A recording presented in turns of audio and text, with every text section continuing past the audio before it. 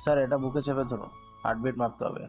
প্রণয় স্টেথোস্কোপটা হাতে নিল, কিন্তু বুকে স্পর্শ করতে হবে ভাবতেই তার গলা শুকাচ্ছে, শরীর কেমন কেমন করছে। কিন্তু এখন এসব উল্টাপাল্টা ফিলিংসকে সে পাত্তা দিল না। ডাক্তারের কথা মতো কাজ করলো। কমফোর্টারের নিচে হাত ঢুকিয়ে আলতো করে স্টেথোস্কোপটা প্রিয়তার বুকের ডান পাশে ধরল। ডাক্তার ইয়ার টিউব কানে পড়ে হার্টবিট বোঝার চেষ্টা করেন, কিন্তু ভালো মতো বোঝাই যাচ্ছে না। তাই প্রফেশনাল ভঙ্গিতে বললেন। আর একটু জোরে চাপো। ডাক্তারের কথায় মেজাজটা গরম হয়ে গেল প্রণয়ের।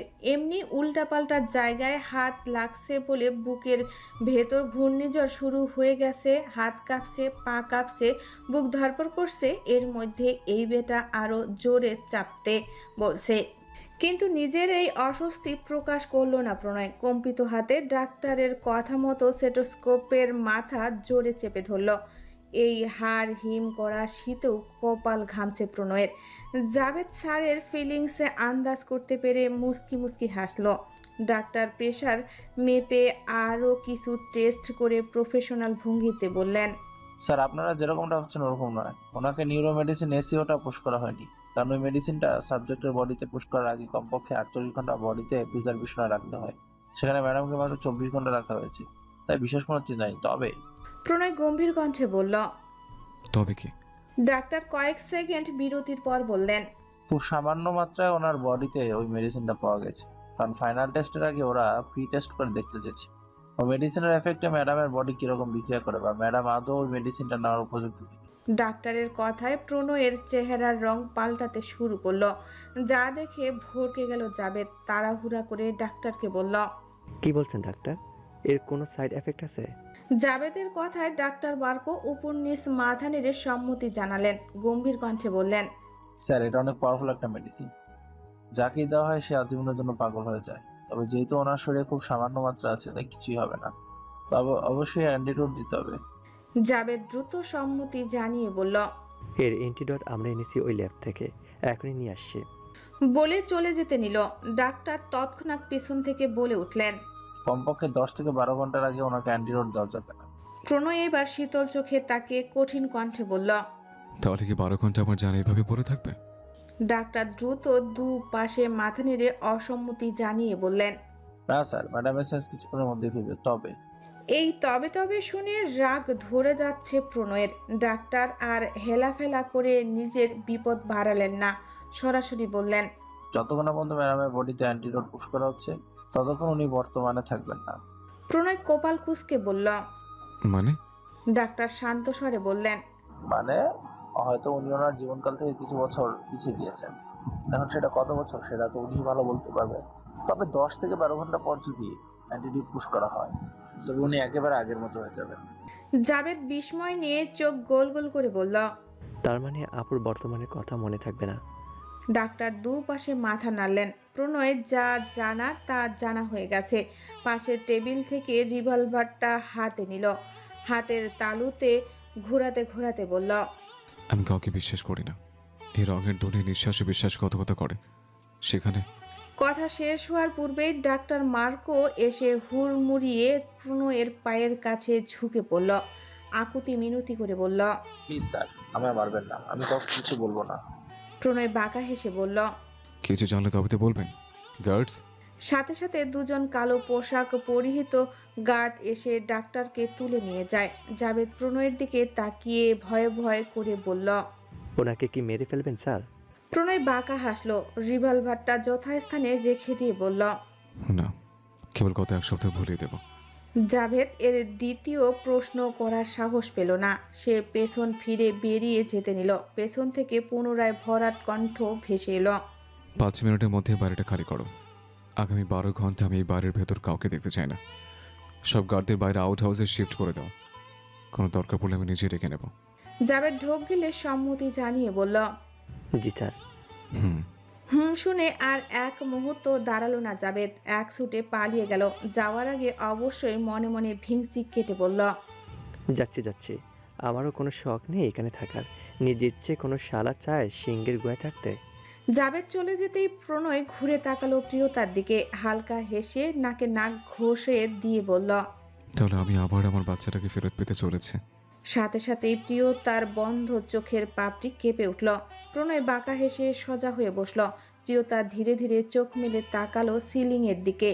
বিরাট একটা হাই তুলে উঠে বসলো, চোখ কষলে গলা ফাটিয়ে ডাকল, আম্মু, ও আম্মু, কোথায় তুমি? স্কুলে যাব তো, খাবার দাও, আমি গোসল করে আসছি। বলতে বলতে আড়মোড়া ভেঙে আবারও মুরগির বাচ্চার মতো ঝিম মেরে বসে রইল প্রিয়তা। ঘুম থেকে ওঠার পর কিছুক্ষণ না ঝিমুলে মাথার ভেতরটা ফাঁকা ঢোল মনে হয়। প্রিয়তা কিছুক্ষণ ঝিম মেরে সতেজ হওয়ার চেষ্টা করলো। আলসেমি সেরে নিজের দিকে তাকাতেই লাফিয়ে উঠল। সচকিত হয়ে নিজের গায়ের দিকে ভালো মতো তাকাতেই বিস্ময়ে তার চোখ দুটো রসগোল্লার মতো বৃত্ত আকৃতির ধারণ করলো। সে চোখ দুটো আরও বড় করে নিজের হাতটা চোখের সামনে তুলে ধরল। ওর গায়ে একটা বিশাল আকৃতির ঢিলঢুলে ফর্মাল শার্ট, যেটার মধ্যে ওর মতো 3টা প্রিয়তা হয়তো অনায়াসেই ফিট হয়ে যাবে। শার্টটা হাতগুলো এত বড় আর লম্বা লম্বা যে প্রিয়তার হাতের তালু পর্যন্ত ঢেকে গেছে। প্রিয়তার নিজে বিস্ময় কাটাতে পারল না, চোখ মুখ হা করে বিড়বিড় করল, আমাকে কি ভূতে ধরলো? কাল রাতে প্লাজো টি শার্ট পরে ঘুমালাম, আর সকালে এটা আলখাল্লা হয়ে গেল কি করে? নিজের বিস্ময় নিয়ে বেশি দূর এগোতে পারল না প্রিয়তা। তার আগেই সাদা রঙা ফর্মাল শার্টটা থেকে একটা খুব সুন্দর পরিচিত পুরুষালী গন্ধ ভেসে আসছে। গন্ধটা নাকে লাগতেই অটোমেটিকলি বুলি বন্ধ হয়ে গেল প্রিয়তার। এবার যেন আর মেয়েটার বিস্ময়ের অন্ত রইল না। সে মাথা চুলকে গায়ের উপর থেকে কমফোর্টার সরালো।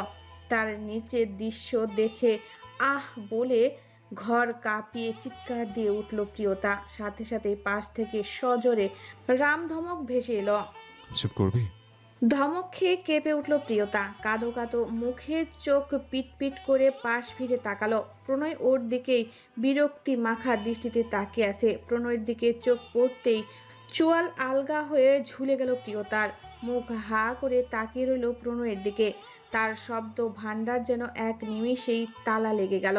প্রিয়তার হতবাক দৃষ্টি দেখে বেশ মজা পেল প্রণয়। প্রিয়তার মুখের কাছে মুখ নিয়ে ভ্রু নাচিয়ে বলল, চোখ নামা। তোর দৃষ্টি দেখে আমার ভয় লাগছে। মনে হচ্ছে পানি ঝাড়াই গেলে খাবি আমাকে। প্রণয়ের এমন লাগাম ছাড়া কথায় থতমত খেয়ে গেল প্রিয়তা। ঝট করে চোখ নামিয়ে নিল। তবে সেকেন্ড পেরোনোর আগেই আবার ফট করে মাথা তুলে তাকালো। প্রণয় কিছু বুঝে ওঠার আগেই এক লাফে প্রণয়ের কাছে চলে গেল। তবে অবাক হলো না প্রণয়। প্রিয়তা প্রণয়ের একদম কাছে বসে আবার বড় চোখে দেখতে লাগলো। আসলে মেয়েটা বোঝার চেষ্টা করছে। প্রণয় ওর দৃষ্টিকে পাত্তা না দিয়ে উঠে যেতে নিলে প্রণয়ের শার্ট টেনে ধরল প্রিয়তা।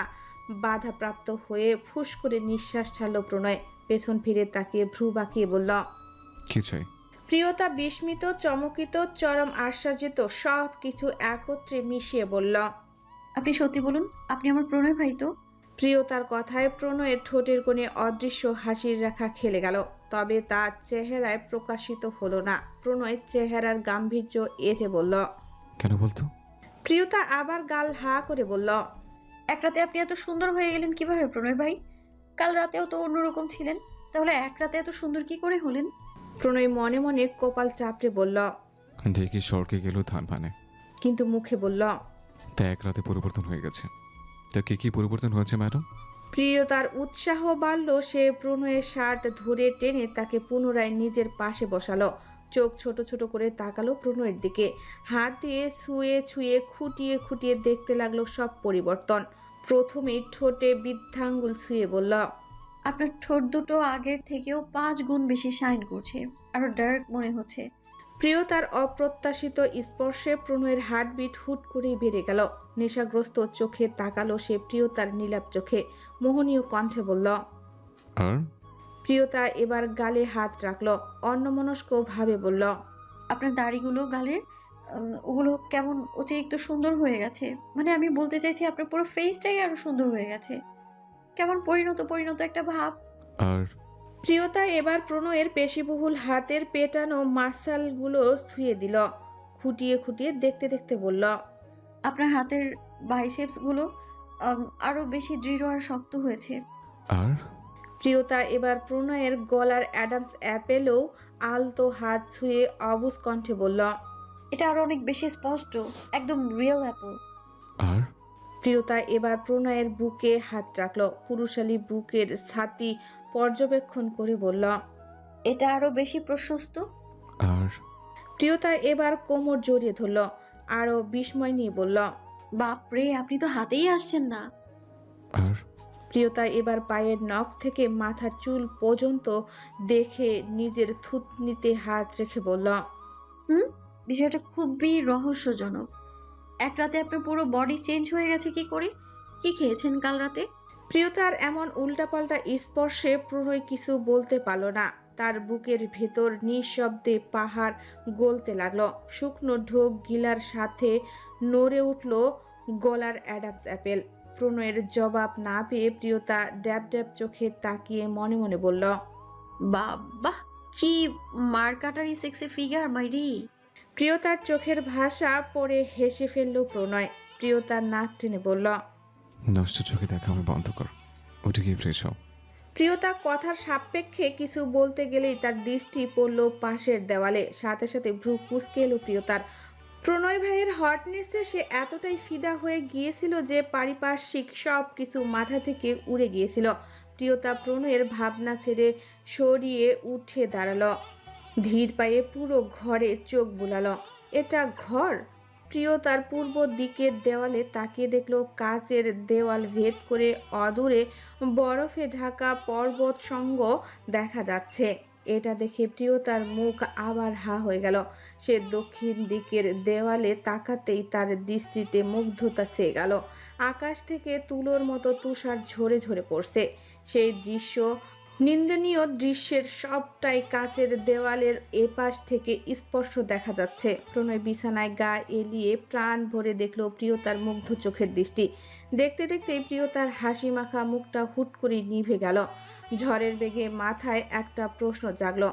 সে পাশ ফিরে ভ্রু কুঁচকে তাকালো প্রণয়ের দিকে। পুনরায় প্রণয়ের কাছে গিয়ে হতবিলম্ব কণ্ঠে বলল। আমি এখানে কি করে আসলাম প্রণয় ভাই? আমি তো কাল রাতে আমার ঘরে ঘুমিয়েছিলাম। তাহলে পাহাড় কোথা থেকে এলো, আর স্নোফলই বা কোথা থেকে আসলো?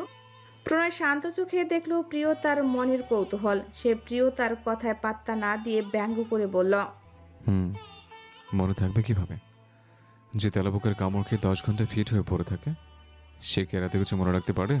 প্রণয়ের কথায় জমে গেল প্রিয়তা। ভীত চোখে আশপাশ তাকিয়ে প্রণয়ের গা ঘেঁষে বসে পড়ল। ভয়ার্ত কণ্ঠে বলল।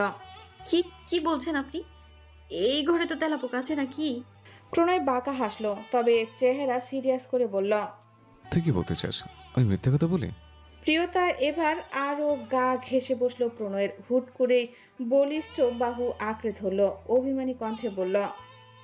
মা মা মানে সত্যি ওই তেলাপোকাটা আমায় অজ্ঞান করে দিল, আর আপনি চুপ করে দাঁড়িয়ে দেখলেন? জুতার বাড়ি মেরে মেরে মেরে ফেলতে পারলেন না? প্রণয় আরো খানিকটা সিরিয়াস হলো, গম্ভীর কণ্ঠে বলল। সত্যি। এই বাড়ি ভর্তি ভূত আর তেলাপোকা, কারণ বাইরে 50 ডিগ্রি তাপমাত্রা। এই হাড় কাঁপানো ঠান্ডায় বেচারা কোথায় যাবে? তাই আমি বলল তাদের একটু আশ্রয় দিতে। আমারও দয়ার শরীর, তাই থাকতে দিলাম। আর ভয় দেখিয়েছে তোকে, মরবি তুই? আমি কেন জীব হত্যা করতে যাব? ভূতের কথা শুনে এবার হাত ছেড়ে পেট জড়িয়ে ধরল প্রিয়তা। ধীরে ধীরে বুকের গভীরে মুখ ডুবালো, কম্পিত কণ্ঠে বলল। শুধু শুধু ভয় দেখাবে না প্রণয় ভাই। এবার আর কোনো প্রত্যুত্তর করলো না প্রণয়, একদম শান্ত হয়ে গেল। প্রিয়তার প্রত্যেকটা উষ্ণ নিঃশ্বাস গিয়ে জমা হচ্ছে প্রণয়ের বুকের গভীরে। এই শান্তি নীড়ে প্রিয়তা আজ বহুকাল পর পুনরায় আশ্রয় পেল। প্রিয়তা বুক থেকে মাথা তুলতে চাইলেও অদৃশ্য বাধা প্রাপ্ত হলো। কেন জানি তার মন বলছে সে প্রচণ্ড তৃষ্ণার্ত, কিন্তু আশ্চর্যজনকভাবে কালকেই তো এই বুকে মাথা রেখেছিল। তাহলে প্রিয়তার মনে এই মুহূর্তে হাজার প্রশ্ন, কিন্তু বলতে ইচ্ছা করছে না। তাই চোখ বন্ধ করে পড়ে রইল উষ্ণ নীড়ে। চোখ বন্ধ করে শুনতে লাগলো হৃৎপিণ্ডের ধুকভুকানির আওয়াজ। উফ, এত শান্তি কেন এই বুকে? প্রিয়তার মনে হলো পৃথিবী ভেসে যাক, এই বুকটা শুধু তার হয়ে থাক। কিন্তু হঠাৎই মনে পড়ল এই বুকে মাথা রাখতে পারলেও এই বুকের মালিক সে নয়। প্রিয়তা অন্যকে নিয়ে ভাবতে চায় না, মানুষ কি বলে না বলে তাও শুনতে চায় না। সে শুধু এই মানুষটাকে চায়, তার বুকে আশ্রয় পেতে চায়। প্রণয় আলতো হাতে জড়িয়ে ধরল প্রিয়তার পিঠ, কপালে দীর্ঘ চুম্বন একে আদুরি কণ্ঠে বলল, দেখি ছাড়, আমি কি রান্না করি? কিছু খাবি তো নাকি? প্রিয়তা অনিচ্ছা সত্ত্বেও বুক থেকে মাথা তুলল। তার অভিমান হচ্ছে খুব, কোনো কারণ ছাড়াই। প্রণয় ফোলা ফোলা গাল দুটোর দিকে তাকিয়ে দীর্ঘশ্বাস ফেলল। সে জানে মহারানীর অভিমান হয়েছে, কিন্তু মহারানী তো আর জানে না 12 ঘন্টা পর মহারানী ঠিকই সব ভুলে যাবে। কিন্তু মহারানীর শরীরের এই গন্ধ, এই ছোট্ট ছোট অভিমান, অবুঝ চোখের আবদার, এগুলো প্রণয়ের বিশ্বাসে চেপে ধরবে। কলিজায় যতটুকু দম বাঁচিয়ে রেখেছিল তাও ছিঁড়ে নিয়ে যাবে। হঠাৎ প্রিয়তার চিৎকারের ভাবনায় সুতো ছিঁড়ে গেল প্রণয়ের। সে বিরক্ত চোখে তাকালো প্রিয়তার দিকে। প্রিয়তা এখনো কান ফাটা চিৎকার দিয়ে যাচ্ছে। প্রণয় পুনরায় রাম ধমক লাগিয়ে দিল। সাথে সাথে চুপ মেরে গেল প্রিয়তা। প্রণয়ের বাম হাতে ওর চোয়াল চেপে ধরল। নীলাপ চোখের দৃষ্টি স্থির করে ভ্রু নাচিয়ে বলল, প্রিয়তা গালে ব্যথা পাচ্ছে তাই হাত ছাড়ানোর চেষ্টা করলো, কিন্তু ছাড়লো না প্রণয়।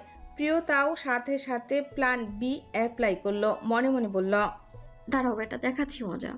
বলেই প্রণয়ের পেটের মাংসে জোরে একটা চিমটি কাটলো। প্রণয় চোখ মুখ কুঁচকে আউস বলে মৃদু আর্তনাদ করে ছেড়ে দিল।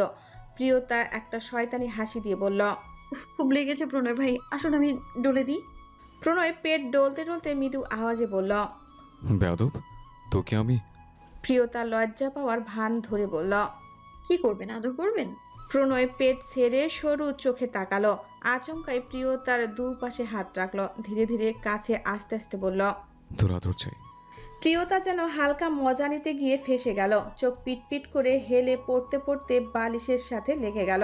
শুষ্ক ঢোক গিলে তুতলিয়ে বলল, না।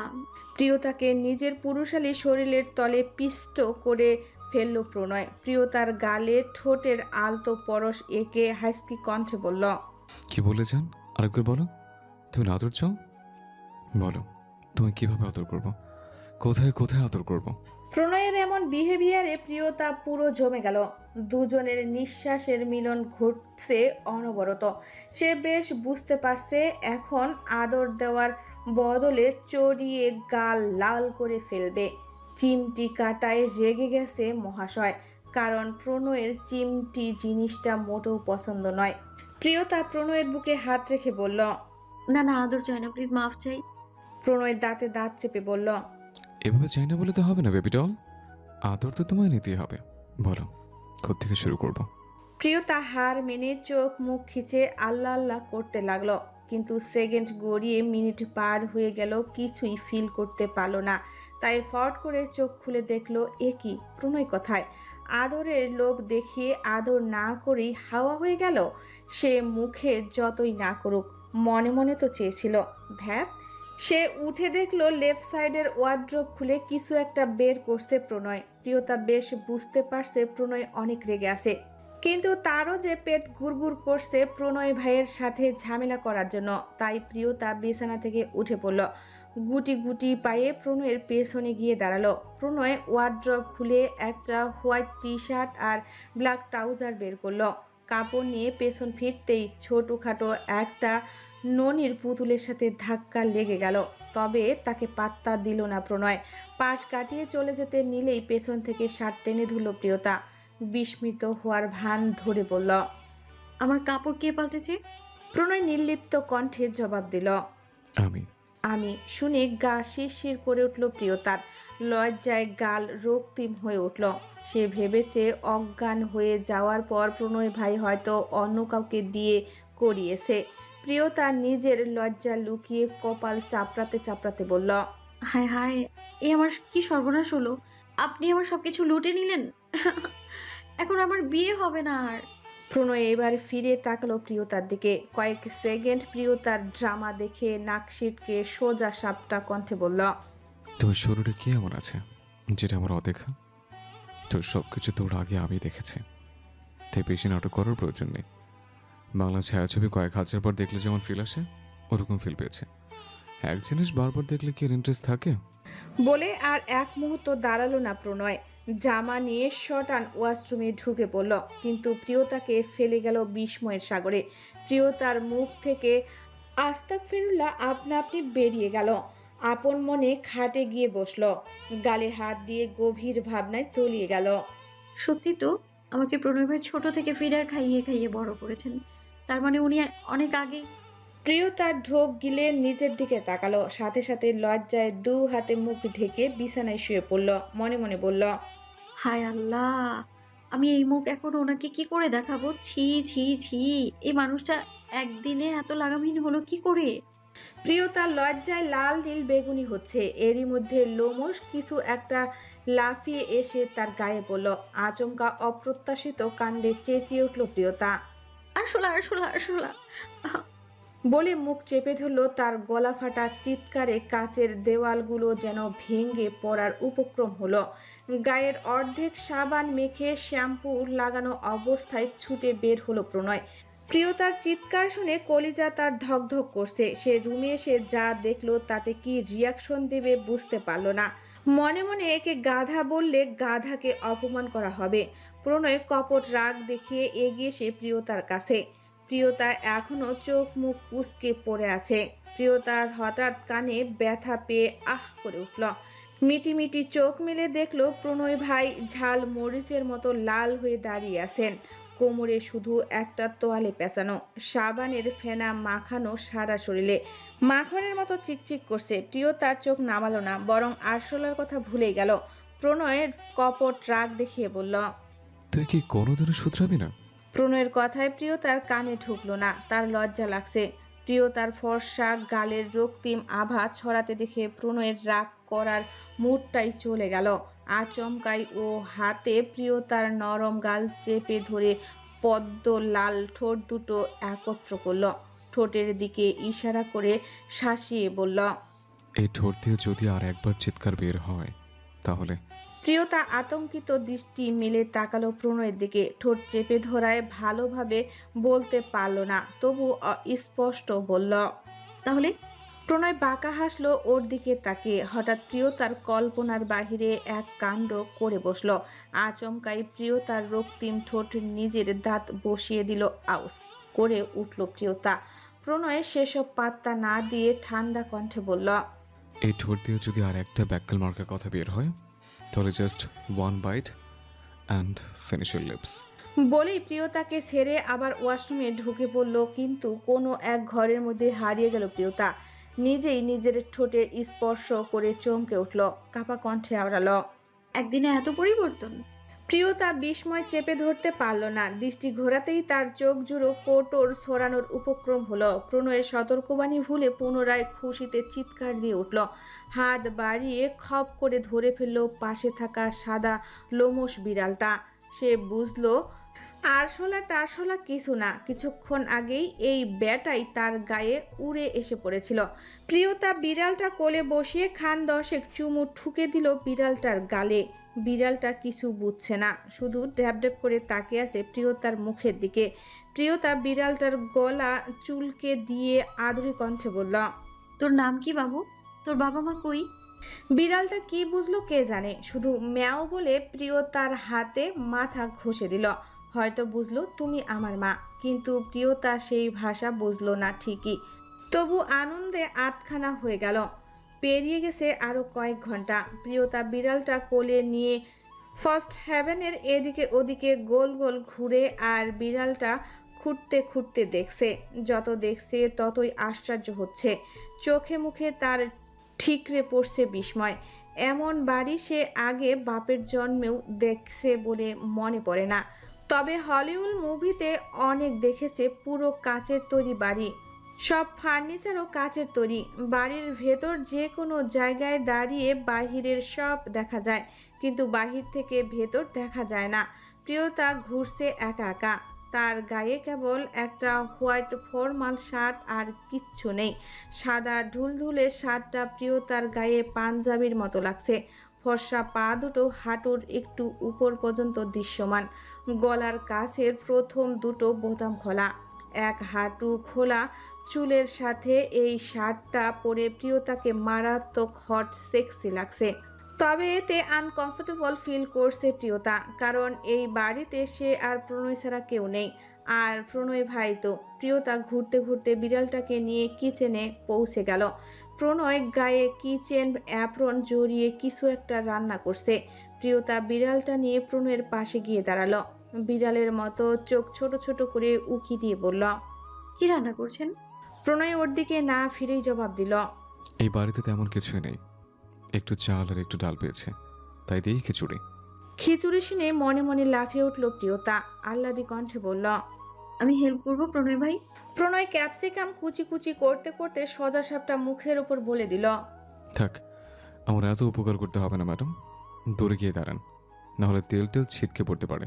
প্রিয়তা সরল না, বরং নিজের বুকে থাকা বিড়ালটা দেখিয়ে বলল।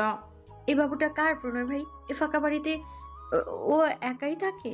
প্রণয়ের কথা শুনে এবার থামলো প্রণয়। পিছনে ফিরেই তাকালো প্রিয়তার দিকে। বিড়ালটা ঘাপটি মেরে পড়ে আছে প্রিয়তার বুকে। এই দৃশ্য প্রণয়ের বুকের ভেতর বড্ড সুখ সুখ অনুভূতি হলো।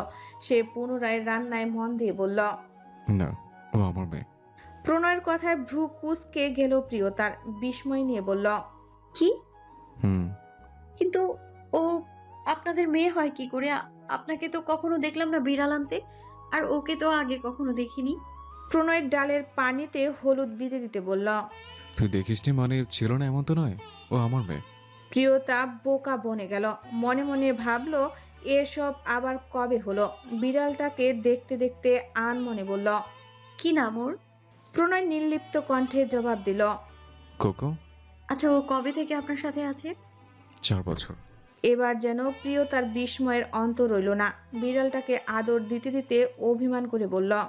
ওকে আপনার কাছে লুকিয়ে রেখেছিলেন? আমায় একবারও বললেন না। না, বললাম না।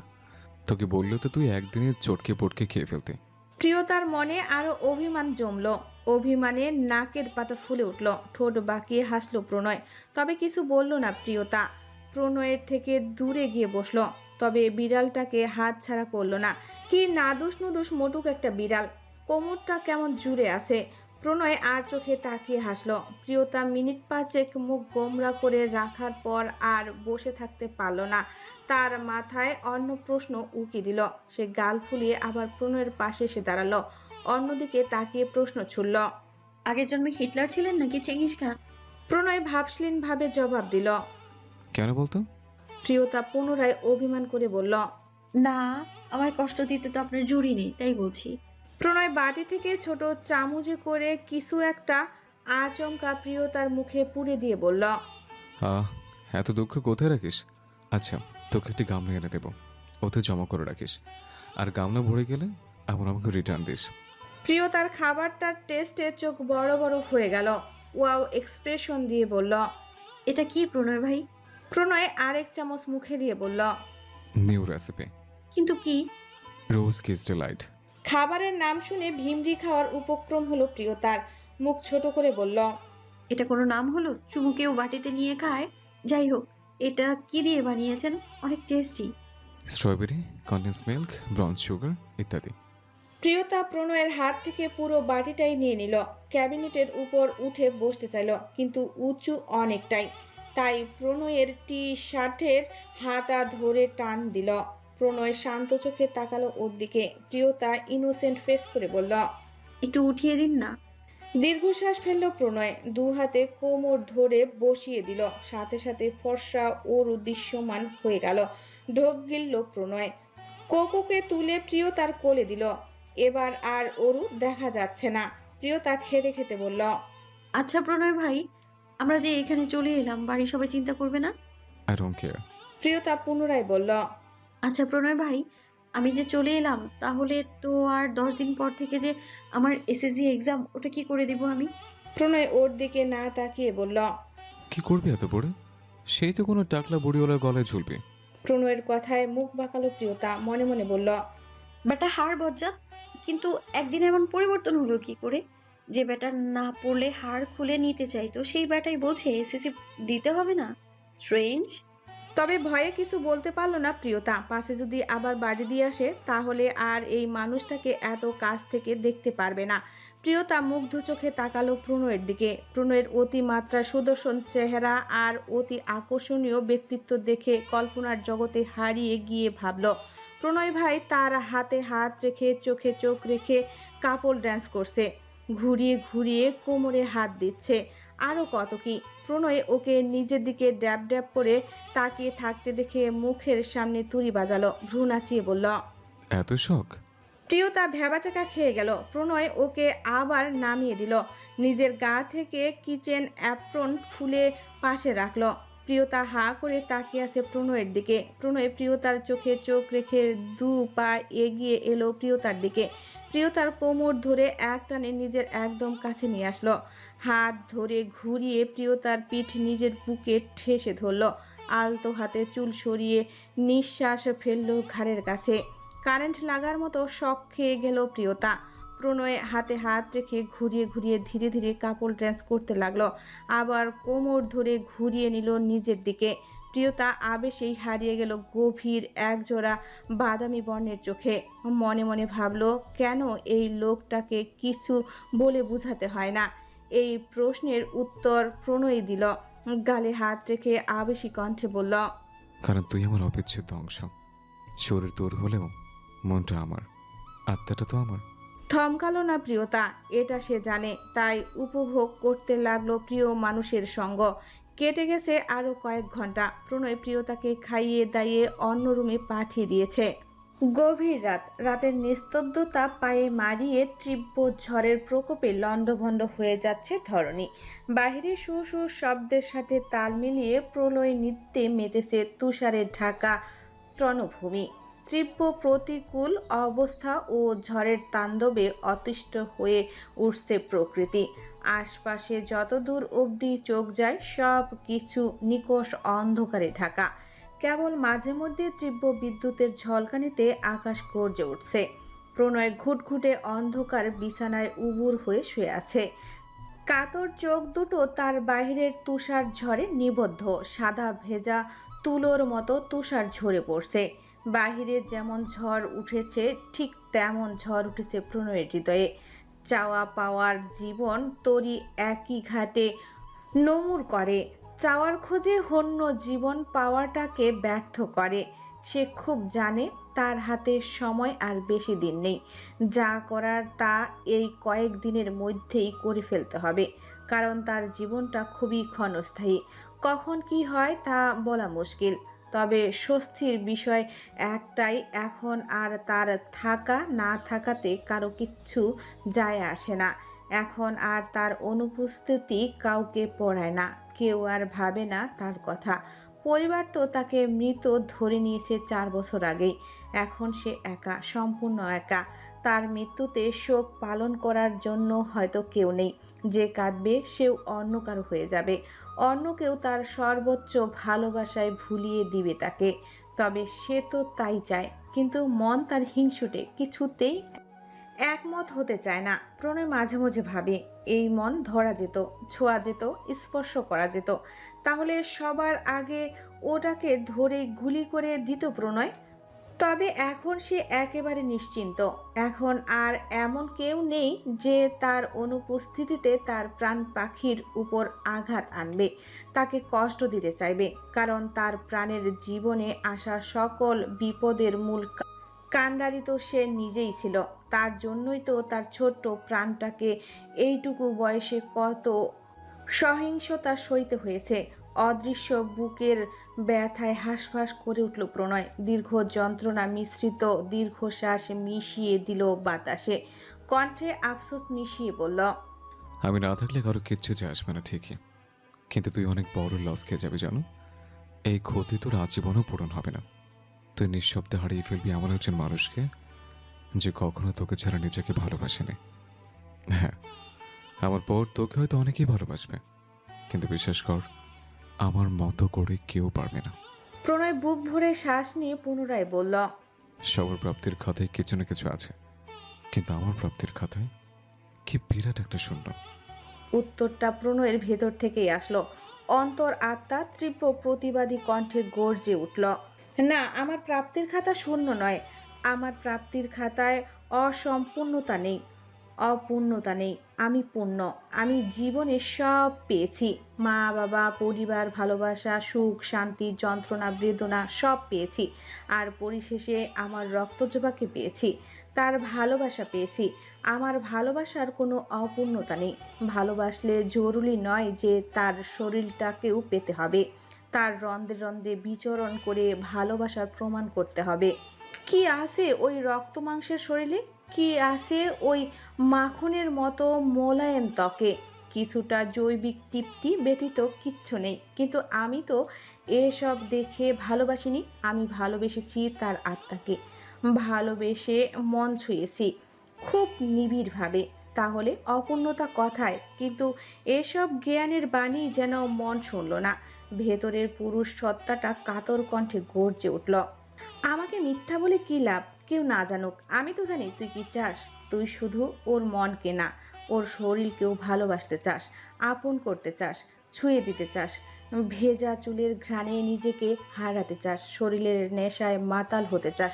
তুইও তো চাস সে তোর ভালোবাসায় অতিষ্ঠ হয়ে কাঁদুক, চিৎকার করুক, গলে যাক, নিঃশেষ হয়ে যাক। তুইও তো ওই কোমল ত্বকের নিচে জমা ভালোবাসার কাঙ্গাল হয়ে আছিস। ছুঁয়ে দিতে না পারার অক্ষমতায় পুড়ে মরছিস প্রতিক্ষণে। দীর্ঘশ্বাসের জমা অস্ত্রতাকে বিষের মতো পান করছিস। তুই ঈশ্বর নস। কেবল ঈশ্বরের ভালোবাসাতে শরীরের প্রয়োজন পড়ে না। মনের বিরোধিতা হার মেনে নিল প্রণয়। যন্ত্রণার মিশ্রিত ভারী নিঃশ্বাস বেরিয়ে এলো বুক চিরে। টলটলে চোখ দুটো বন্ধ করতেই বন্ধ চোখের কার্নিশ বেয়ে গড়িয়ে পড়ল জমে ওঠা অশ্রুদানা। সে অস্পষ্ট কণ্ঠে ঠোঁট নাড়িয়ে বিড়বিড় করল, তুমি আমার কামনা নও রক্তচাপা। তুমি আমার সাধনা, আমার অনন্ত সুখ। তোমাকে বুকে নেওয়ার মাধ্যমে আমি যে শান্তি পাই তা আমাকে সম্পূর্ণভাবে ভুলিয়ে দেয় আমি কি কি আমার পরিচয়। তখন তোমাকে বুকে জড়িয়ে আরও কিছুটা সময় বেশি বাঁচতে মন চায়। তুমি জানো, আমার একটা তীব্র ইচ্ছা আছে। আমি জানি তা অবাস্তব। সে ইচ্ছা আমার কোনোদিনও পূরণ হবে না। তবুও চাই আমার নিঃশ্বাসটা যখন চিরন্তরে বন্ধ হয়ে যাবে তখন তুমি আমার পাশে থেকো, আমার সাথে থেকো। তোমার বুকটা যেন হয় আমার শেষ নিঃশ্বাসের ঠিকানা। আমি যেন তোমাকে দেখতে দেখতে পৃথিবী ছাড়তে পারি। মৃত্যুর পর যেন আমার এই আফসোসটা না থাকে যে আমি শেষবারের মতো আমার ময়না পাখিটাকে দেখতে পেলাম না। তোমার ভালোবাসা আমাকে অনেক কিছু শিখিয়েছে। জানো, আমাকে হারে হারে বুঝিয়েছে প্রেমের জ্বালা কি। আমাকে রগে রোগ উপলব্ধি করিয়েছে বিচ্ছেদের যন্ত্রণা কতটা ভয়াবহ। গোটা পৃথিবীর মানুষ আমার পিছে পড়ে আছে। তারা চায় আমার কঠিন থেকে কঠিনতম শাস্তি। তারা যদি আমার গত 6 বছর একটা রাতও দেখত তাহলে কখনোই আমাকে মেরে ফেলতে চাইতো না। আজীবনের জন্য বন্দি করে রাখতো অন্ধকার কুঠুরিতে, আর তারই তারা উপভোগ করত তুই না থাকার এক একটা ক্ষণ। প্রণয়ের নিকট এই বন্ধ ঘরের বাতাসকে বিষাক্ত মনে হলো। আজ 4টা বছর সে ঘুমাতে পারে না। রাতের পর রাত তাকে নির্ঘুম পার করতে হয়।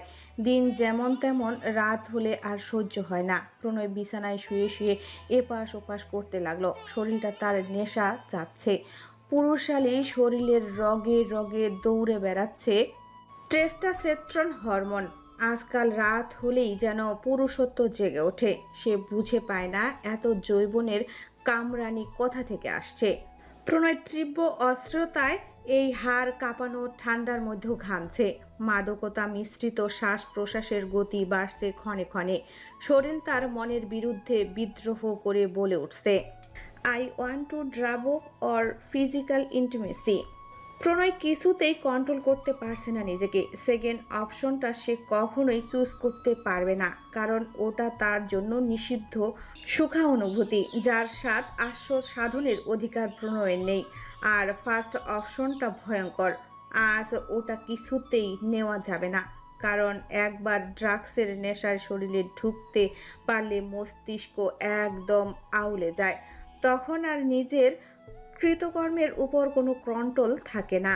এই গড়াগড়ি খাওয়ার মাঝেই অন্ধকার ঘরের মেঝেতে ধপ করে কিছু পড়ার শব্দ হলো। সাথে সাথে সব ছটফটানি স্থির হয়ে গেল প্রণয়ের। চোখ খুলল না, ঠোঁট কামড়ে ধরে পড়ে রইল, কারণ সে মেয়েটার গন্ধ পাচ্ছে, উপস্থিতি অনুভব করতে পারছে। এটাও বেশ বুঝতে পারছে মেয়েটা এখন তার জ্বলন্ত আগুনে ঘি ঢালতে এসেছে। ছুঁয়ে দিলে কঠিন ধৈর্যের পরীক্ষা নেবে এখন, জ্বালিয়ে পুড়িয়ে শেষ করে দিবে এই রাতে। ভাবনার অন্তরে নিঃশ্বাসটুকু ফেলার সময় পেল না প্রণয়। তার আগেই কামুক শরীরের কোমল নারী দেহের স্পর্শ অনুভব করলো। ধীরে ধীরে কেউ যেন এসে চড়ে বসলো পেটের উপর। গলা শুকিয়ে কাঠ হলো প্রণয়ের। সে চোখ মেলে দ্রুত পাশের টেবিলের ল্যাম্পটা অন করতে গেলেই কোমল দুটো হাত আচমকায় তার বলিষ্ঠ বাহু চেপে ধরল। আগন্তুকের শরীরের মিষ্টি ঘ্রাণে ঘোর লেগে আসছে প্রণয়ের। সেই রমণী মধুর কণ্ঠে ধমকে উঠে বলল, শ্শ্, একদম নড়বে না বলছি। কি পেয়েছেন আমায়? আপনি যা বলেন আমাকে তাই শুনতে হবে? কোমল স্পর্শে আবেশিত প্রণয় পুরুষত্বের কঠিন খোলস ছেড়ে ফেলল। কণ্ঠ খাদে নামিয়ে বলল, এত রেগে আছেন কেন ম্যাডাম? আমি কি বললাম আপনাকে? প্রিয়তা এবার আরো তেতে উঠল। কোমল হাতে বলিষ্ঠ হাত দুটো আরো শক্ত করে চেপে ধরল। এতে অবশ্য বেশ আরাম পেল প্রণয়। প্রিয়তা কাছে এসে দাঁতে দাঁত চেপে রাগান্বিত কণ্ঠে বলল, 28 বছরে বুড়ো বাম ঢং করেন আমার সাথে? জানেন না আমি অপরিচিত জায়গায় একা ঘুমোতে ভয় পাই? তার উপরে এই ঝড়ের রাতে একা একটা রুমে আমায় ফেলে আসলেন। ঠোঁটে এক চিলতে বাঁকা হাসি খেলে গেল প্রণয়ের। সে হাত উঠিয়ে প্রিয়তার সামনে পড়া চুলগুলো আলতোভাবে কানের পেছনে গুজে দিল। ফিসেল কণ্ঠে বলল, তো ম্যাডাম, এই জন্য এত রেগে আছেন? তা আপনার মনের বাসনা কি ছিল শুনি? আমার সাথে ঘুমোতে চেয়েছিলেন? প্রিয়তা অন্ধকারে মুখ বাঁকালো। আপনার সাথে ঘুমানোর জন্য দেখছেন না আমি কেঁদে মরছি? আপনি কে হন আমার? সরুন তো। প্রিয়তার কথায় কোনো দ্বিমত প্রকাশ করলো না প্রণয়। বাধ্য ছেলের মতো উঠে যেতে নিল। সাথে সাথেই তার হাত ছেড়ে শার্টের কলার চেপে ধরল প্রিয়তা। এক ধাক্কায় পুনরায় শুয়ে দিল। এবার একদম প্রণয়ের মুখের কাছে মুখ নামিয়ে রেগে আগুন হয়ে বলল, ওই শালা, সব বুঝেও না বোঝার ভং ধরে থাকিস? জানিস না তোকে কতটা ভালোবাসি? তারপরেও ওই চুনি নাগিনকে কিভাবে বিয়ে করলি তুই? মুখের কাছে মুখ আনতেই প্রিয়তার মুখ থেকে ঝড়ের বেগে অ্যালকোহলের কড়া একটা গন্ধ ছুটে এসে নাকে লাগলো প্রণয়ের। মদের গন্ধ নাকে লাগতেই কপাল কুঁচকে গেল তার। দু হাত উঠিয়ে প্রিয়তার কোমরের ভাঁজে রাখলো। আচমকা এই হ্যাঁচকা টান দিতেই হুড়মুড়িয়ে বলিষ্ঠ বুকে আছড়ে পড়ল প্রিয়তা। প্রণয় এবার শক্ত হাতে কোমর চেপে ধরে গম্ভীর কণ্ঠে বলল, কি খেয়েছিস? প্রিয়তা জবাব দিল না। হঠাৎই খিলখিল করে হেসে উঠল। ঝুমকার তোলা সেই হাসির শব্দ প্রণয়ের বুক ছিঁড়ে গিয়ে হৃৎপিণ্ডে লাগলো। এই মেয়েটাকে কি মরণে টানছে? প্রণয় কোমরের চামড়ায় হালকা চাপ প্রয়োগ করে রেগে বলল, বল, কি খেয়েছিস? আউস বলে মৃদু আর্তনাদ করে উঠল প্রিয়তা। গাল ফুলিয়ে অভিমানী কণ্ঠে বলল, একটুখানি গ্রেপস খেয়েছি বলে এইভাবে মারছেন? প্রিয়তার কথায় ভ্রু কুঁচকে ফেলল প্রণয়। মুখমূলের পেটের চামড়ায় আরো একটু জোরে চাপ প্রয়োগ করে বলল, এই বাড়িতে গ্রেপস কোথায় পেলি? এবার ব্যথার তীব্রতায় আহ করে উঠল প্রিয়তা। নরম হাতে প্রণয়ের বাঁধন ছাড়ানোর চেষ্টা করতে করতে আহত কণ্ঠে বলল, ব্যথা পাচ্ছি প্রণয় ভাই। প্রণয় আরো জোরে চেপে ধরল। কপট রাগ দেখিয়ে বলল, বল, কোথায় পেয়েছিস? প্রিয়তা আর সইতে না পেরে মুচড়ি উঠল। প্রণয় দগ্ধ কণ্ঠে ধমকে বলল, কোথায় পেয়েছিস বলবি, নাকি অন্য মেডিসিন অ্যাপ্লাই করবো? প্রণয়ের কণ্ঠে অন্যরকম আগুন। প্রিয়তা আচমকাই প্রণয়ের গলা জড়িয়ে ধরে বুকে মুখ গুজে নেশালো কণ্ঠে বলল, সত্যি বলছি, খুব লাগছে। তাহলে বল। প্রিয়তা তপ্ত নিঃশ্বাস ফেলতে ফেলতে বুক থেকে ধীরে ধীরে গলার কাছে উঠে আসলো। শার্টের দ্বিতীয় বোতামটা খুলে পুনরায় উষ্ণ ত্বকে মুখ ডুবালো, কিন্তু এবারও কোনো প্রতিউত্তর করলো না। প্রিয়তার কোমল ঠোঁটের স্পর্শে শরীরের অনুভূতি খেলে গেল প্রণয়ের শরীরে। রক্তে আগুন ধরে গেল। এক প্রকার ত্বকে গরম নিঃশ্বাসের আবেশে শরীরের পশম দাঁড়িয়ে গেল। তবুও কঠোর সংযমী সে নিজেকে নিয়ন্ত্রণ করল। কাঁপতে থাকা ঠোঁটে বলল, বল। প্রিয়তা এবার মুখ খুলল। প্রণয়ের গলার অ্যাডামস অ্যাপেলে একটা ভেজা চুমু এঁকে দিয়ে বলল, আমাকে যে ঘরে থাকতে দিয়েছিলেন ওখানে পেয়েছি, সেন্টার টেবিলের উপর। ওখানে কিভাবে আসবে? সারা বাড়ির কোথাও কোনো গ্রেপস নাই। প্রিয়তা অসংযত ঠোঁট বুলিয়ে দিল প্রণয়ের উষ্ণ ত্বকের ভাঁজে ভাঁজে। ঠোঁট নামিয়ে সময় নিয়ে ডিপ কিস করলো প্রণয়ের গলার কলার বনে। অবুজ কণ্ঠে বলল, আহা, ওখানে গ্রেপস ছিল। তাই? হুম, ওখানে সেন্টার টেবিলের উপর গ্রেপস লেখা একটা পার্পেল কালারের বোতল দেখেছি আমি, তাই খেয়ে নিয়েছি। জানেন, একদম অন্যরকম টেস্ট ছিল, একদম আপনার মতো, একটু ঝাঁঝালো, কিন্তু এক চুমুকেই সারা শরীর চাঙ্গা হয়ে গেছে। প্রিয়তার উল্টাপাল্টা স্পর্শে অতিষ্ঠ হয়ে উঠল ছেলেটা। তবে ওর বর্ণনায় সবটা পরিষ্কার বুঝতে পারল। ঠোঁট চেপে দীর্ঘ শ্বাস ফেলল, কণ্ঠে হতাশা মিশিয়ে বলল, তোকে সত্যি সত্যি এত আমার টাকা পয়সা খরচ করে এত দূর অবধি লেখাপড়া করালাম, পুরোটা ওয়েস্ট অফ মানি। প্রণয়ের কথায় দুঃখ পেল প্রিয়তা। এত আদর দিচ্ছে তবুও বেটার ঝাঁজ কমছে না। সে প্রণয়ের শরীরের ঘ্রাণ নিতে নিতে অভিমানী কণ্ঠে অভিযোগ করল, পচা লোক, দিনরাত এত বকেন কেন? আমার মতো এত কিউট একটা মেয়ে বকতে আপনার একটুও কষ্ট লাগে না? নির্দয় লোক, আপনি জানেন না কিউট মেয়েদের বকতে হয় না, শুধু আদর করতে হয়। প্রিয়তার কথায় ঠোঁট কামড়ে হাসল প্রণয়। প্রিয়তার কোমল ঠোঁটে স্লাইড করতে করতে নেশালো কণ্ঠে বলল, আমার আদরের যন্ত্রণা বেশি প্রিন্সেস, তোমার সহ্য হবে না, খুব ব্যথা লাগবে। তখন তুমি চিৎকার করে বলবে, মেরে ফেলো আমায়, শেষ করে দাও। অবাক হলো প্রিয়তা, চোখ পিটপিট করে বলল, যা, এমন আবার হয় নাকি? কে নিজের ইচ্ছায় মরতে চায়? আমি তো শুধু একটু আদর চাই। প্রিয়তার অবস্থতায় প্রণয়ের শিরায় উত্তেজনার পারদ খেলা করতে লাগলো। ভারী হয়ে উঠছে নিঃশ্বাস। এই মেয়েটার স্পর্শে যেন বিষ। প্রিয়তা প্রণয়ের গালের খোঁচা খোঁচা দাড়ি আলতো হাতে বুলিয়ে দিল। মাথা উঁচু করে সেথায় শব্দ করে গাঢ় চুমু খেল। পরপর অন্য গালেও খেল। এবার নজর পড়ল কালচে লাল ঠোঁটে। প্রিয়তার মতলব বুঝতে পেরে নিজেদের স্থান পরিবর্তন করে ফেলল প্রণয়। প্রিয়তা কিছু বোঝার আগেই তাকে ঘুরিয়ে নিজের বালিশে শুয়ে দিল। হাত বাড়িয়ে পাশের টেবিল ল্যাম্পটা অন করতেই পুরো রুম নরম হলুদ আভায় ভেসে গেল। প্রণয় এবার ঘোলাটে নেশালো চোখে তাকালো প্রিয়তার সুশ্রী চেহারার দিকে। প্রিয়তার শ্বাস প্রশ্বাস ঘন, ধীরে ধীরে ওঠানামা করছে তার বুক। কোমল রক্ত লাল ওষ্ঠ যুগল কাঁপছে তীর করে। রক্তিম লালিমাতে ছেয়ে গেছে গাল, গলা, শরীরের সর্বত্র থেকে ছুটে আসছে সেই চেনা পরিচিত সুঘ্রাণ। এসব দেখে শুকনো ঢোক গিলল প্রণয়। নিষিদ্ধ জিনিসের সৌন্দর্য এত তীব্র হয় কেন? প্রণয় টেনে হিসড়ে নিজের দৃষ্টি নামালো।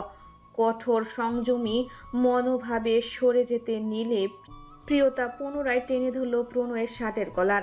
প্রণয় সংযমের কণ্ঠে তেতে উঠে বলল, ছাড়। ছাড়ল না প্রিয়তা, বরং হ্যাসকা টানে তাকে আবার নিজের উপর ফেলল। অন্যমনস্ক ছিল প্রণয়। আচমকা টান খেয়ে তাল সামলাতে পারল না। মুখ থুবড়ে পড়ল অতিরিক্ত নরম কিছুতে। তুলতুলে জিনিসটা ঠোঁটে লাগতেই ঝাঁকুনি দিয়ে উঠল প্রণয়ের শরীর। শীত দ্বারা বেয়ে এক ঠান্ডা স্রোত নেমে গেল। স্পর্শকাতর অঙ্গে পুরুষালী ছোঁয়া পেতেই জমে গেল প্রিয়তার শরীর। যেন অবশ হয়ে আসলো নিমিষেই। মদের নেশা থেকে অন্য কোনো নেশার তীব্রতা ছড়াতে লাগলো রক্তে। বুকে জেগে উঠল অতৃপ্ত কামনা বাসনা। সে প্রণয়ের সিল্কি চুলে হাত রেখে ধীরে ধীরে চুল টানতে থাকলো। আবেশে চোখ বন্ধ হয়ে গেল প্রণয়ের। সে আর সরে যাওয়ার চেষ্টা করলো না, কারণ এখন সরে গেলেই মরে যেতে হবে। প্রণয়ের পুরুষালী ওষ্ঠের আদরে ডুবে যেতে লাগলো প্রিয়তার তুলোর শরীর। ঠোঁট কামড়ে চোখ খিচে বন্ধ করে নিল প্রিয়তা। কাঁপতে থাকা বাগানো শরীরের এক একটা বাকন যেন প্রণয়ের ভেতরের আগুনকে টেনে বের করছে। সে আলতো করে প্রিয়তার গলার দিক থেকে আরো দুটো বোতাম খুলে দিল। নিষিদ্ধ আসক্তির তাড়নায় পুরোপুরি দিশেহারা হয়ে পড়ল প্রণয়। নিয়ন্ত্রণ হারিয়ে মুখ ডুবালো প্রিয়তার উন্মুক্ত বুকে। সাথে সাথেই কলিজা লাফিয়ে উঠল প্রিয়তার। অসহ্য সুখ অনুভূতিতে নিঃশ্বাস আটকে দম বন্ধ হয়ে এলো এক মুহূর্তে। শরীর জ্বলে উঠল উষ্ণতায়। নরম ঠোঁট আর গরম জিভের স্পর্শে ছটফটিয়ে উঠল মেয়েটা। চোখের কোণায় জমে উঠল নিষিদ্ধ অশ্রু। এই অসহ্য সুখ সইতে না পেরে গায়ের সর্বশক্তি দিয়ে খামচে ধরল প্রণয়ের চুল। প্রণয় থেকে থেকে মাঝে মাঝে অতিরিক্ত অ্যাগ্রেসিভ হয়ে কামড়ে দিচ্ছে। এবার জোরে একটা কামড় দিল। প্রিয়তা কাতর কণ্ঠে মৃদু আর্তনাদ করে উঠল। আউচ! লাগছে প্রণয় ভাই। অমৃত্যু সুধা পান করতে করতে প্রণয়ের দৃষ্টি আটকালো বাঁ পাশের স্তনে। সাথে সাথেই মাথা ঝিমঝিম করে উঠল প্রণয়ের। উঁচু ফর্সা ত্বকের উপর টকটকে লাল তিলটা হীরের মতো চমকাচ্ছে। এই তিলটা প্রণয় অনেক ছোটবেলায় দেখেছিল একবার, কিন্তু এটা এখন এত সুন্দর হয়ে গেছে তা কল্পনাতেও ভাবতে পারেনি প্রণয়। প্রণয় বৃদ্ধাঙ্গুল উঠিয়ে ছুঁয়ে দিল তিলটা, অবুঝ কণ্ঠে বলল, এটা কি? আই ওয়ান্ট টু ইট। প্রিয়তার যেন মরণের উপক্রম হলো। প্রণয় এবার ডান পাশ ছেড়ে বাঁ পাশের তিলটায় মুখ ডুবালো। গভীর হাসকি কণ্ঠে বলল, এটা এত সুন্দর আগে দেখাস না কেন আমায়? আমি তো পাগল হয়ে যাবো জান। তুই এত সুস্বাদু কেন, এত সুন্দর কেন? আমার তোকেই চাই। I want to eat you. প্রিয়তার হৃৎপিণ্ডের ধকধক শব্দে প্রণয়ের নেশা বাড়ছে চরচর করে। এই শরীরে কত মধু জমা আছে আজ সে দেখতে চায়। প্রণয় ধীরে ধীরে নিচে নামতে নিলে তার চুল টেনে ধরল প্রিয়তা, অসহ্য কণ্ঠে বলল। Kiss me. প্রিয়তার পাগলামো অবলোকন করে ঠোঁট কামড়ে ধরল প্রণয়। মাথা উঁচিয়ে চলে আসলো প্রিয়তার মুখ বরাবর। প্রিয়তার খিচে রাখা চোখ আর কাঁপতে থাকা ঠোঁটের দিকে তাকে হালকা হাসলো। একটা শয়তানি বুদ্ধি উগিয়ে দিল মাথায়। সে অল্প ঝুঁকে তপ্ত নিঃশ্বাস ফেলে প্রিয়তার মুখে গালে নাক ঘষতে ঘষতে হাসকি কণ্ঠে বলল। আরাম পেয়েছো জান? এই কথায় প্রচণ্ড লজ্জায় প্রিয়তার শরীর কাটা দিয়ে উঠল। আরও জোরে চোখ খিচে বন্ধ করে নিল। প্রণয় ঠোঁট বাঁকিয়ে হাসল। রক্তিম ঠোঁটে স্লাইড করতে করতে উত্তপ্ত কণ্ঠে বলল, আমার চোখে চোখ রেখে বলো, কেমন ফিল করেছো? প্রিয়তা লজ্জায় চোখ মেলতে পারল না, কারণ এই মুখ সে কিছুতেই প্রণয় ভাইকে দেখাতে পারবে না। প্রণয় লোভাতুর নয়নে তাকিয়ে প্রিয়তার রক্তিম ঠোঁটে ঠোঁট ডুবিয়ে দিল। নিজের 85 কেজির পুরো ভার ছেড়ে দিল প্রিয়তার উপর। ঠোঁটের ঠোঁট পড়তেই শরীর বাঁকিয়ে কেঁপে উঠল প্রিয়তা। দু হাতে শক্ত করে জড়িয়ে ধরল প্রণয়ের পিঠ। যদিও প্রশস্ত পিঠ তার দু হাতের মধ্যে এলো না, তবে অদ্ভুতভাবে এই 85 কেজির ওজনের ভার প্রিয়তার 49 কেজির শরীর সয়ে নিল অনায়াসেই। সুখের দহনে দগ্ধ হতে থাকলো দুটো মন। মিনিট 10 পর প্রিয়তার ওষ্ঠ ছেড়ে দিলেও প্রণয় কাতর কণ্ঠে বলল, আমি নিজেকে সামলাতে পারছি না জান। প্লিজ আমি আটকা, নাহলে আমার এত বছরের সব সাধনা সব বিফলে যাবে। আমার দেওয়া নিষিদ্ধ স্পর্শ কখনোই তোর জন্য সুখ বয়ে আনবে না। প্লিজ আটকা আমায়। প্রিয়তা প্রণয়ের কথার মর্মার্থ কিছুই বুঝল না, আর তার কিছু বুঝতে ইচ্ছা করলো না। প্রণয়ের মাথা পড়ে আছে তার বুকের উপর। 33 বছরের পুরুষ সে। সব সময় রূঢ় ব্যক্তিত্বের আবরণে ঢেকে রাখতে হয় নিজেকে। এভাবে কারো বুকে মাথা রেখে সুখের নিঃশ্বাস ফেলা হয় না তার।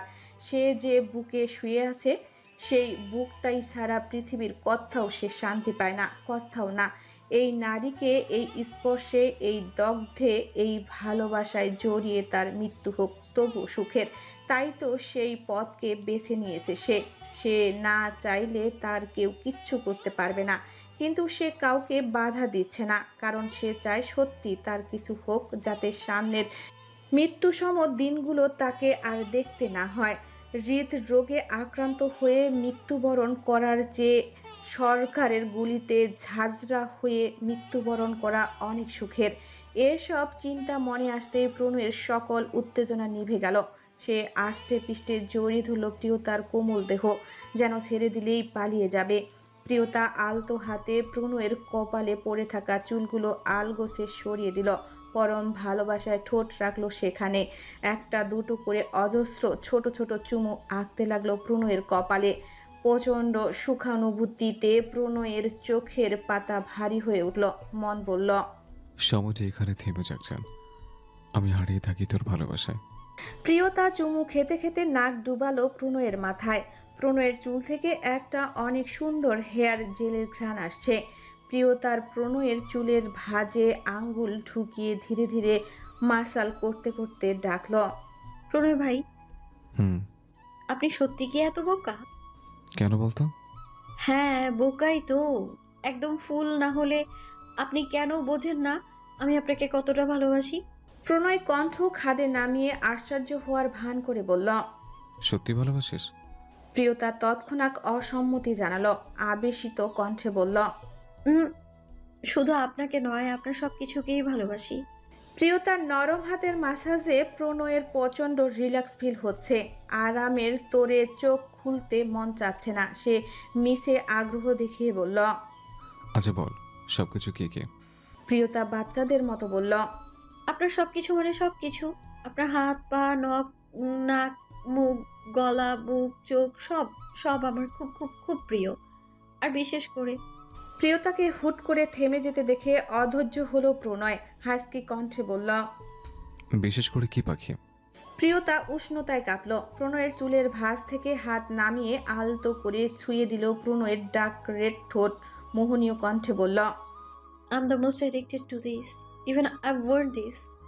প্রিয়তার কথায় ঠোঁট কামড়ে হাসলো প্রণয়। প্রিয়তাকে নিয়ে আবার সাইড চেঞ্জ করলো। এবার নিজে নিচে শুয়ে প্রিয়তাকে পুনরায় বুকে জায়গা করে দিল।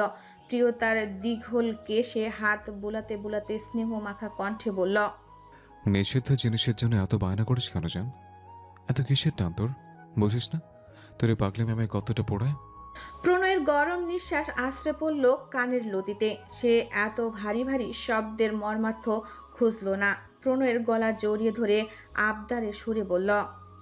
আমায় বিয়ে করবেন প্রণয় ভাই?